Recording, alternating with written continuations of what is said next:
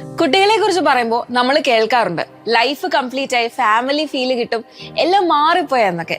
പക്ഷെ അതിൽ ആരും പറയാത്ത ഒരു കാര്യമുണ്ട്, അഡൽട്സിനെക്കാളും കൂടുതൽ ചെലവ് ചിലപ്പോൾ കുട്ടികൾക്കായിരിക്കും. ഇനി നമ്മുടെ കുട്ടികൾക്ക് 18 വയസ്സ് കഴിഞ്ഞുള്ള പഠനത്തിന് വേണ്ടി എത്ര പൈസ വേണം എന്ന് നമ്മൾ കാൽക്കുലേറ്റ് ചെയ്തിട്ടുണ്ടോ? മോസ്റ്റ് പ്രോബബ്ലി കാണില്ല. അപ്പൊ നമ്മൾ ബാംഗ്ലൂർ ഡേയ്സിൽ പറയുന്ന പോലെ എന്താണ്, പലർക്കും ലൈഫ് എന്ന് പറയുന്ന പഠിത്തം കഴിഞ്ഞ ജോലി, പിന്നെ കല്യാണം, പിന്നെ കുട്ടികൾ. ഇതിന്റെ ഒരു സീസൺ 2 ആണ് പോകുന്നത്. ഒട്ടുമിക്കവരുടെ ലൈഫിലും കുട്ടികളുടെ കാര്യം വരുമ്പോൾ ഫൈനാൻഷ്യലി ചിലപ്പോൾ ചിന്തിച്ചിട്ട് പോലും ഉണ്ടാകത്തില്ല. ഈ വീഡിയോയിലൂടെ നമ്മൾക്ക് എങ്ങനെ കുട്ടികൾക്ക് വേണ്ടി ഇൻവെസ്റ്റ്മെന്റ്സ് സെറ്റ് ചെയ്യാം എന്ന് നോക്കാം. Hello and welcome back to എൻജിഫിൻ academy. This is Elizabeth.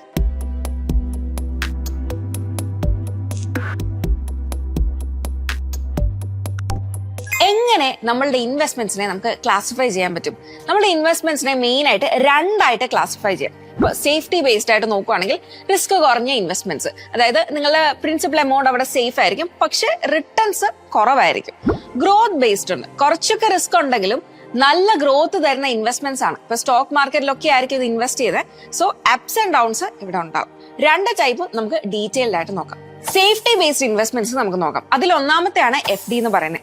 FD ആണ് മോസ്റ്റ് കോമൺ ഇൻവെസ്റ്റ്മെന്റ് ഓപ്ഷൻസ് നമ്മൾ കേൾക്കുന്നത്. ഇപ്പൊ ബാങ്കിന്റെ സേഫ്റ്റി ഉണ്ടെങ്കിലും പക്ഷെ വലിയ റിട്ടേൺസ് ഇവിടെ പ്രതീക്ഷിക്കില്ല. ഇത് പലപ്പോഴും ഇൻഫ്ലേഷനെ ബീറ്റ് ചെയ്യുന്നില്ല. ഇപ്പോൾ ഇന്ത്യയിലെ ഇൻഫ്ലേഷൻ റേറ്റ് അറൌണ്ട് 5 to 6% ആണ്. ബട്ട് ബാങ്കിന്റെ FD നിന്ന് കിട്ടുന്ന 6 to 7% മാത്രമാണ്. ടാക്സ് അടച്ചു കഴിഞ്ഞാൽ ആക്ച്വൽ റിട്ടേൺസ് കുറവായിരിക്കും. സോ ലോങ് ടേം വെൽത്ത് ക്രിയേഷന് FD പെർഫെക്റ്റ് അല്ല. Short term emergency fund FD ചെയ്യുന്നതായിരിക്കും ബെറ്റർ എന്ന് പറയുന്നത്. ഇനി നമുക്ക് രണ്ടാമത്തെ ഒരു ഇൻവെസ്റ്റ്മെന്റ് ഓപ്ഷൻ നോക്കാം, PPF. ഇത് ഗവൺമെന്റ് ബാക്ക് ചെയ്യുന്ന ഒരു സേവിംഗ് ഓപ്ഷൻ ആണ്. 18 വയസ്സിന് താഴെയുള്ള കുട്ടികളുടെ പേരൻസിന്റെ പേരിലായിരിക്കും ഈ അക്കൗണ്ട് തുടങ്ങുന്നത്. ഇതൊരു ലോങ് ടേം ഇൻവെസ്റ്റ്മെന്റ് സ്ട്രാറ്റജിയാണ്. കൺസിസ്റ്റന്റ് ആയിട്ട് അടച്ചാൽ നല്ല റിട്ടേൺസ് കിട്ടും. ഇപ്പൊ നമ്മൾ റിട്ടേൺസിന്റെ കാര്യം പറയുവാണെങ്കിൽ പ്രസന്റ്ലി 7.1% ആണ് ആനുവൽ ഇൻട്രസ്റ്റ് കിട്ടുന്നത്. ഗവൺമെന്റ് എല്ലാ ക്വാർട്ടറിലും ഇൻട്രസ്റ്റ് റേറ്റ് റിവ്യൂ ചെയ്യും. സോ സ്ലൈറ്റ് ചേഞ്ചസ് ഉണ്ടാവും, ബട്ട് ജനറലി ഇത് സ്റ്റേബിൾ ആയിരിക്കും. ഇനി ഇതിന്റെ ഒരു ടാക്സ് ബെനിഫിറ്റ് നമ്മൾ നോക്കുകയാണെങ്കിൽ ഇവിടെ നിന്നുള്ള ലാഭം പൂർണ്ണമായിട്ടും ടാക്സ് ഫ്രീ ആയിരിക്കും. അതായത് ഇൻവെസ്റ്റ്മെന്റ് എമൗണ്ടും ഇൻട്രസ്റ്റും മെച്യൂരിറ്റിയും എല്ലാം ടാക്സ് ഫ്രീ. ഇത് വലിയ അഡ്വാൻറ്റേജ് ആണ് compared to FD or other taxable investment. ഇപ്പൊ നമ്മൾ എത്ര നാളത്തേക്ക് നോക്കുകയാണെങ്കിൽ വർഷം മിനിമം 500 രൂപ മുതൽ 1,50,000 രൂപ വരെ നമുക്ക് ഇൻവെസ്റ്റ് ചെയ്യാൻ സാധിക്കും. മിനിമം 500 രൂപ അടച്ചില്ലെങ്കിൽ അക്കൗണ്ട് ഡിസ്കണ്ടിന്യൂ ആവും. അത് ശരിയാക്കണമെങ്കിൽ 50 രൂപ ഫൈൻ കൂടെ നമ്മൾ അടയ്ക്കേണ്ടത് വരും. ഇനി ഇതിന്റെ ഒരു സ്ട്രാറ്റജി നമ്മൾ നോക്കുകയാണെങ്കിൽ മന്ത്ലി SIP പോലെ അടച്ചാൽ ഓട്ടോമാറ്റിക് ആയിട്ട് നമ്മുടെ അക്കൗണ്ട് ഗ്രോ ചെയ്യും. അതായത് മന്ത്ലി ഒരു 5,000 രൂപ വെച്ച് അടച്ചാൽ വർഷം 60,000 രൂപയെ 15 വർഷത്തിൽ ഒരു 13-14 ലക്ഷം രൂപ ഇൻട്രസ്റ്റോട് കൂടി നമുക്ക് സേവ് ചെയ്യാനായിട്ട് പറ്റും. ഇനി മൂന്നാമത്തേത്, അതാണ് സുകന്യ സമൃദ്ധി യോജന.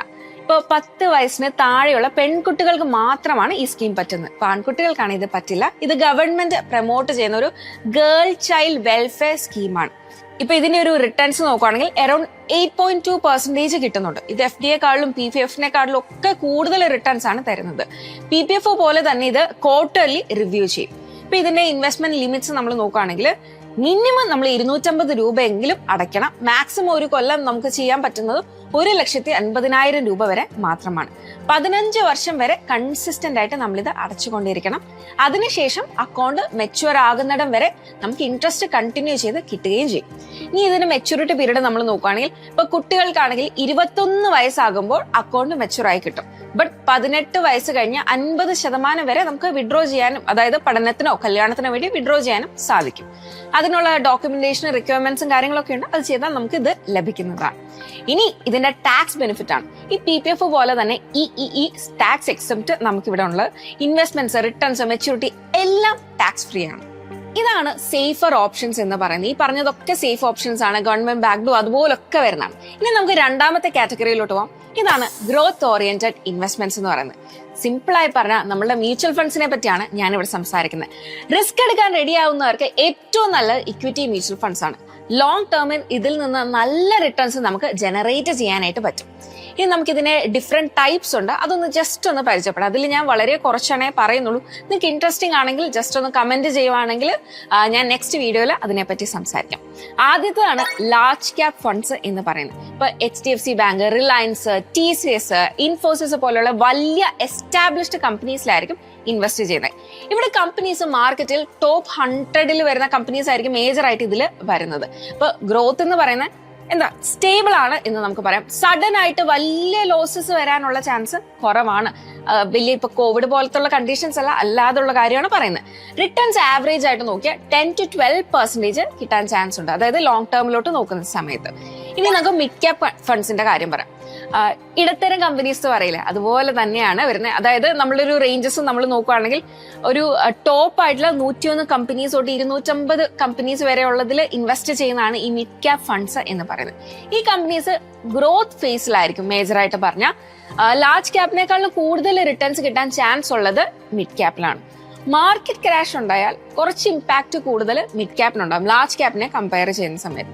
ഇപ്പൊ നമ്മുടെ പാസ്റ്റ് പെർഫോമൻസ് നോക്കുകയാണെങ്കിൽ മിഡ് ക്യാപ് ഫണ്ട്സ് ഒരു 10-15 വർഷത്തിൽ ആവറേജ് 12 to 15% റിട്ടേൺസ് തന്നിട്ടുണ്ട്. പക്ഷെ ഇതിന് വോളറ്റിലിറ്റി കുറച്ച് കൂടുതലാണ് again compared to large cap funds. ഇനി അടുത്തതാണ് സ്മോൾ ക്യാപ് ഫണ്ട്സ്. ഇപ്പൊ ചെറിയ അപ്കമിങ് കമ്പനീസ് ഒക്കെ ഇല്ലേ, ഇതിൽ ഇൻവെസ്റ്റ് ചെയ്യുന്നതാണ് എന്ത് സ്മോൾ ക്യാപ് ഫണ്ട്സ് എന്ന് പറയുന്നത്. ഏറ്റവും കൂടുതൽ റിട്ടേൺസ് കിട്ടാൻ ചാൻസ് ഉണ്ടെങ്കിലും ഈ കമ്പനീസ് ഫെയിൽ ആകാനും ചാൻസ് ഉണ്ട്. അപ്പൊ റിസ്ക് ഉണ്ട് എന്ന് മനസ്സിലാക്കുക. മാർക്കറ്റ് വോളറ്റിലിറ്റി കൂടുതലുമാണ്, പക്ഷെ നല്ല സ്മോൾ ക്യാപ് ഫണ്ട്സ് ഏറ്റവും നല്ല റിട്ടേൺസും തരാറുണ്ട്. അതും നമ്മൾ മനസ്സിലാക്കേണ്ടതാണ്. സോ ഇതൊക്കെയാണ് നമ്മുടെ ഇൻവെസ്റ്റ്മെന്റ് ഓപ്ഷൻസ് എന്ന് പറയുന്നത്. ആദ്യം പറഞ്ഞ സേഫ് കാറ്റഗറി ഉണ്ട്, അതായത് നമ്മുടെ PPF, FD, അതേപോലെ തന്നെ സുകന്യ സമൃദ്ധി അങ്ങനെയൊക്കെ പറയുന്നത്. ഞാൻ പറയുവാണെങ്കിൽ നമുക്ക് ഇതിന്റെ ഒരു മിക്സിൽ ശരിയാക്കാൻ പറ്റും. അതായത് ഈ ഇൻവെസ്റ്റ്മെന്റ് പോർട്ട്ഫോളിയോ നമുക്കൊന്ന് മിക്സ് ആക്കിയിട്ട് നമുക്കൊരു സ്ട്രാറ്റജി ക്രിയേറ്റ് ചെയ്യാം. അതല്ലെങ്കിൽ ഇപ്പോൾ നിങ്ങൾക്ക് റിസ്ക് എടുക്കാൻ ഓക്കെ ആണെങ്കിൽ ഡയറക്ട്ലി നിങ്ങൾക്ക് മ്യൂച്വൽ ഫണ്ട്സിൽ തന്നെ കുട്ടികളുടെ പഠനത്തിന് എന്ന് വേണ്ടിയിട്ട് തന്നെ മാറ്റി വെക്കാവുന്നതാണ്. ഇനി നമുക്ക് പല ഏജ് ഗ്രൂപ്പിൽ എങ്ങനെ ഇൻവെസ്റ്റ്മെന്റ്സ് സെറ്റ് ചെയ്യാം എന്ന് നോക്കാം. ഇനി നിങ്ങളുടെ കുട്ടികൾ ഒരു 5 വയസ്സിനുള്ളിലാണെങ്കിൽ നിങ്ങളുടെ കയ്യിൽ മാക്സിമം ടൈം ഉണ്ട്. അഗ്രസീവായിട്ട് നമുക്കിവിടെ ഇൻവെസ്റ്റ് ചെയ്ത് തുടങ്ങാൻ പറ്റും. അതായത് ഒരു 50% ഇപ്പൊ മിഡ് ക്യാപ്പ് സ്മോൾ ക്യാപ്പ് ഉള്ള ഫണ്ട്സിലോട്ട് നമുക്ക് ഇൻവെസ്റ്റ് ചെയ്യാം. 30% ലാർജ് ക്യാപ്പിലോട്ട് നമുക്ക് ഇൻവെസ്റ്റ് ചെയ്യാം.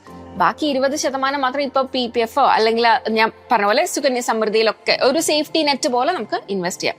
ഇപ്പൊ 18 ഇയേഴ്സ് ഉള്ളതുകൊണ്ട് തന്നെ മാർക്കറ്റ് വോളറ്റൈലിറ്റി നമുക്ക് ഹാൻഡിൽ ചെയ്യാനായിട്ട് സാധിക്കുന്നതാണ്. സോ യങ്ങർ ആണെങ്കിൽ ഡെഫിനറ്റ്ലി കൂടുതലും മ്യൂച്വൽ ഫണ്ട്സിൽ അല്ലെങ്കിൽ കുറച്ചുകൂടെ ഇക്വിറ്റി ഓറിയന്റഡ് ആയിട്ട് പോകുന്നതായിരിക്കും ബെറ്റർ. ഇനി ഒരു 6 തൊട്ട് 12 വയസ്സിനുള്ളിലാണ് നിങ്ങളുടെ കുട്ടി എന്നുണ്ടെങ്കിൽ ഒരു മോഡറേറ്റ് സ്ട്രാറ്റജി ഫോളോ ചെയ്യുക. അതായത് 40% ലാർജ് ക്യാപ് ഫണ്ട്സിൽ, 30% മിഡ് ക്യാപ് ഫണ്ട്സിൽ, ബാക്കി 30% ഇപ്പം നമ്മുടെ സുകന്യ സമൃദ്ധിയിലോ PPF ഒക്കെ ഇൻവെസ്റ്റ് ചെയ്യാം. ഇവിടെ സ്റ്റിൽ ഒരു ഡീസന്റ് ടൈം ഉണ്ട്. ഇക്വിറ്റി എക്സ്പോഷർ നമുക്കിവിടെ മെയിൻറ്റെയിൻ ചെയ്യാൻ പറ്റും. ഇനി ഒരു 13 തൊട്ട് 17 വയസ്സ് വരെയാണ് നിങ്ങളുടെ കുട്ടിയെന്നുണ്ടെങ്കിൽ കുറച്ചുകൂടി ഒരു കൺസർവേറ്റീവ് അപ്രോച്ച് എടുക്കുക. അതായത് ഒരു 50% നമ്മുടെ സേഫ്റ്റി ആയിട്ട് നമ്മുടെ FDO അല്ലെങ്കിൽ PPF ഒക്കെ നിങ്ങൾക്ക് ഇൻവെസ്റ്റ് ചെയ്യാവുന്നതാണ്. 10 വയസ്സിന് മുകളിലുള്ള കുട്ടികൾക്ക് സുകന്യ സമൃദ്ധി പറ്റില്ല. ഇനി 30% ലാർജ് ക്യാപ്പിലോട്ടും 20% നമ്മളുടെ കുറച്ച് ഡെറ്റ് ഫണ്ട്സിലോട്ടും നമുക്ക് ഇൻവെസ്റ്റ് ചെയ്യാം. കുറച്ചുകൂടെ സേഫർ ഓപ്ഷനാണ്. ഇനി കുട്ടികൾക്ക് പഠനത്തിന് പോകുന്ന ടൈം അടുത്ത് വരുന്നതുകൊണ്ട് തന്നെ കോർപ്പസ് പ്രൊട്ടക്ട് ചെയ്യുക. ഗ്രാജുവലി ഇക്വിറ്റി എക്സ്പോഷർ ഇങ്ങനെ കുറച്ച് കൊണ്ടുവരികയാണ് ചെയ്യേണ്ടത്. ഇനി ഇൻവെസ്റ്റിംഗ് മാത്രം പോരാ, കുട്ടികളെ മണി മാനേജ്മെന്റ് പഠിപ്പിക്കേണ്ടതും ഇമ്പോർട്ടന്റ് ആണ്. ഒരു 5 മുതൽ 10 വയസ്സ് വരെ പ്രായമുള്ള കുട്ടികളാണെങ്കിൽ ഇപ്പോൾ പിഗി ബാങ്ക് ഒക്കെ കൊടുത്തിട്ട് ഒരു സേവിംഗ് ഹാബിറ്റ് ക്രിയേറ്റ് ചെയ്യിപ്പിക്കുക. സിമ്പിൾ ആയിട്ട് നീഡ്സും വാണ്ട്സിനെ ഒക്കെ എക്സ്പ്ലെയിൻ ചെയ്ത് കൊടുക്കുക. ഷോപ്പിംഗ് ടൈമിൽ ബഡ്ജറ്റിംഗിൽ ഇങ്ങനെ ജസ്റ്റ് ഒന്ന് ഇൻവോൾവ് ചെയ്ത് കൊടുക്കുക. ഇനി ഒരു 10 തൊട്ട് 15 വയസ്സ് വരെയുള്ള കുട്ടികളാണെങ്കിൽ സെപ്പറേറ്റ് ബാങ്ക് അക്കൗണ്ട് ഓപ്പൺ ചെയ്യിപ്പിക്കുക. ചെറിയ പോക്കറ്റ് മണികൾ കൊടുത്ത് അത് മാനേജ് ചെയ്യാൻ പഠിപ്പിക്കുക. ഇൻവെസ്റ്റ്മെന്റ് കോൺസെപ്റ്റ് സിമ്പിൾ ആയിട്ട് ഇങ്ങനെ ഒന്ന് എക്സ്പ്ലെയിൻ ചെയ്ത് കൊടുക്കുക. ഇനി കുട്ടിക്ക് 15 വയസ്സിന് മുകളിലുണ്ടെങ്കിൽ മ്യൂച്വൽ ഫണ്ട്സ്, സ്റ്റോക്ക് ഒക്കെ ഒന്ന് ഇൻട്രൊഡ്യൂസ് ചെയ്ത് കൊടുക്കുക. വേണമെങ്കിൽ പാർട്ട് ടൈം ജോബ് എൻകറേജ് ചെയ്യിപ്പിക്കുക. ബഡ്ജറ്റ് മേക്കിംഗ്, എക്സ്പെൻസ് ട്രാക്കിംഗ് ഒക്കെ ഒന്ന് പഠിപ്പിക്കുക. റിയൽ ലൈഫിനെ പറ്റി കുട്ടിക്ക് ഒരു അറിവ് ലഭിക്കും. നമ്മൾ അവർക്ക് വേണ്ടി ഇൻവെസ്റ്റ് ചെയ്യുന്ന മാത്രമല്ല ഉള്ളത്, അവർക്ക് വേണ്ടി ഈ കാര്യങ്ങളൊക്കെ നമ്മൾ പഠിപ്പിച്ചു കൊടുക്കുകയാണെങ്കിൽ അവരെ നമ്മൾ റിയൽ ലൈഫിലോട്ട് ഒന്ന് ഇൻട്രൊഡ്യൂസ് ചെയ്ത് കൊടുക്കുകയാണ് ചെയ്യുന്നത്. സോ എവ്രിവൺ, ഈ വീഡിയോയിലൂടെ ഇപ്പൊ നിങ്ങളുടെ കുട്ടികൾക്ക് വേണ്ടി എങ്ങനെ ഇൻവെസ്റ്റ് ചെയ്യാം എന്ന് മനസ്സിലായി എന്ന് ഞാൻ എക്സ്പെക്ട് ചെയ്യുന്നു. ഈ കാര്യത്തിൽ മ്യൂച്വൽ ഫണ്ട്സിന്റെ കാര്യത്തിലോ ഇക്വിറ്റിയുടെ കാര്യത്തിലോ നിങ്ങൾക്ക് ഡൗട്ട് ഉണ്ടെങ്കിൽ താഴെ കമന്റ് ബോക്സിൽ ക്വസ്റ്റ്യൻസ് ചോദിക്കാന്നാണ്. ഡെഫിനറ്റ്ലി അതിന് റിപ്ലൈ ചെയ്യുന്നതാണ്. സോ നമുക്കിനി മറ്റൊരു വീഡിയോയിൽ കാണാം.